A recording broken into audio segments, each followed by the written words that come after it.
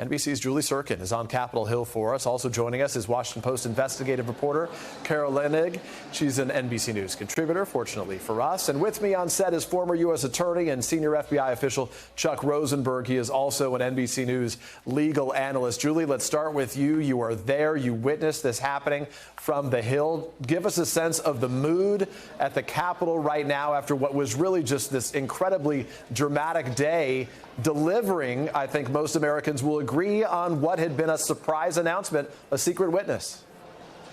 Yeah, Peter, in the words of committee member Jamie Raskin, he, walking out of the room, said that Cassidy Hutchinson blew away the pretense that former President Trump was not aware of what happened on January 6th and wasn't aware of the violence that would ensue when rioters stormed this building I'm standing in. She went on to detail painstakingly the hours on January 5th and January 6th, including that speech that President Trump gave. She detailed those moments where she was with him watching the videos of the crowds, how he knew that some of them were armed and wanted them to go through the mags anyway to fill the gaps in the crowd. I had a conversation with some of the officers who were there on January 6th, including one who was injured so gravely that he just told me and my colleagues that he will no longer be in uniform due to the injuries he sustained physically and mentally. I'm talking about Sergeant Aquilino Ganel, who was an Iraq War veteran. He served overseas, and yet January 6th is the event that drove him to put a pause on public service. It's just really an emotional day here on the Hill. Of course, House members and the Senate are both out, but in the room, those officers and those in the audience just stone-faced as they watch the revelations from Cassidy Hutchinson, a surprise hearing that many would argue did not disappoint.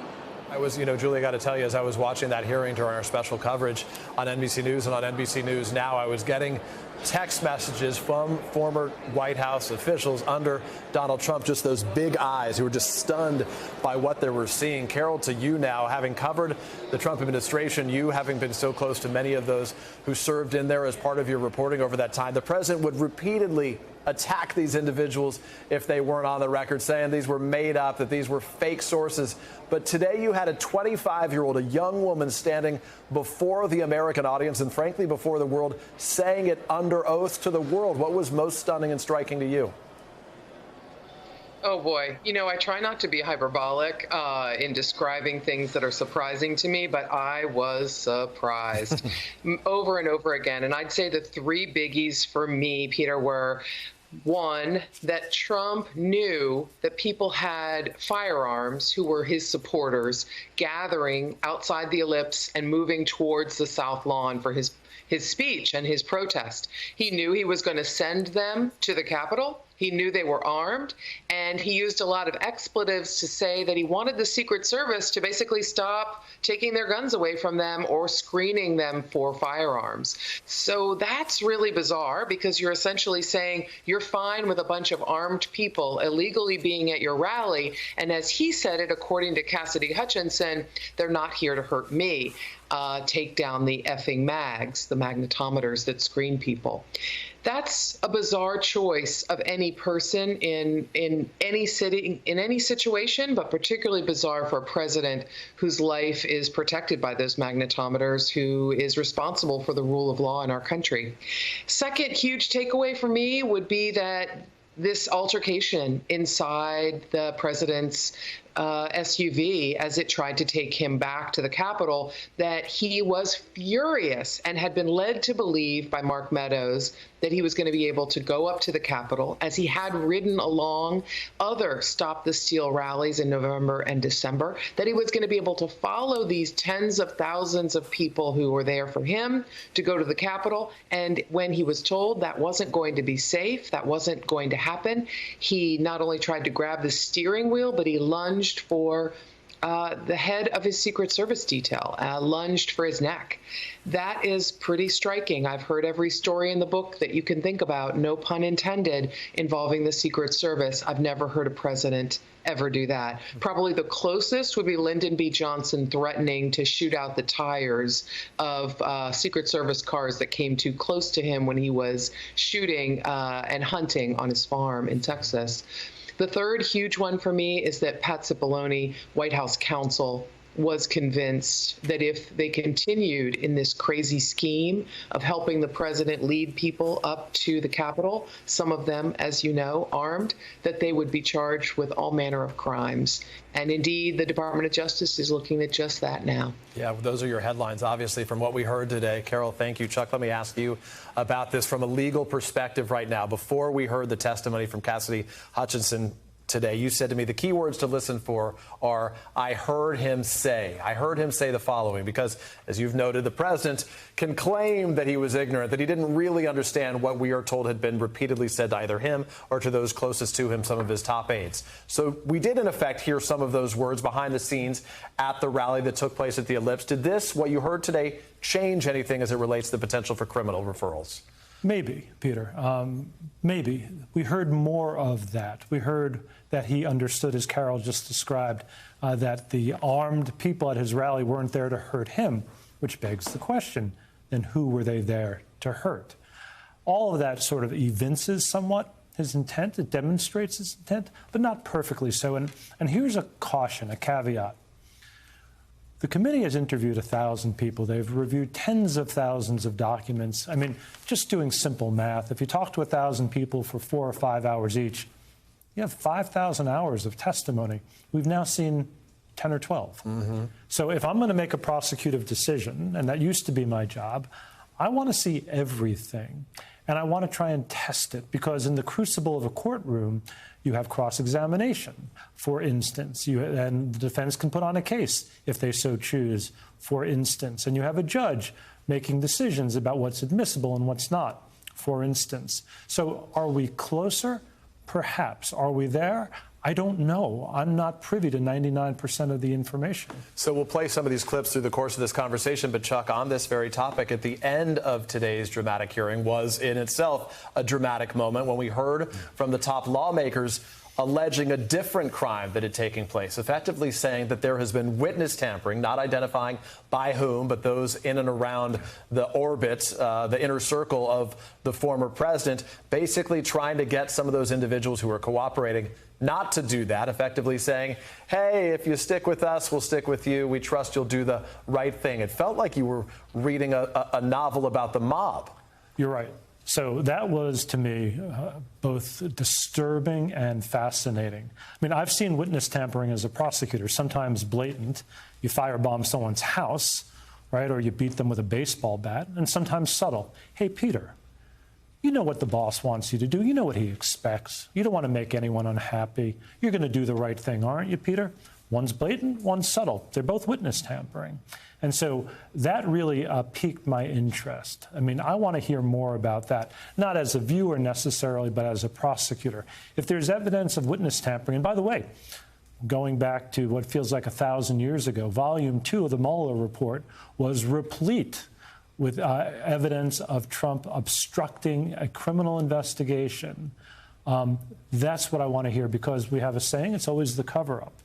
Yeah, no doubt. And I want to play, if I can, very quickly for those who are with us right now. Pat Cipollone here is part of what Cassidy Hutchinson said about what Cipollone was communicating about his concerns that this was going to basically, they would be charged with every crime imaginable. Take a listen.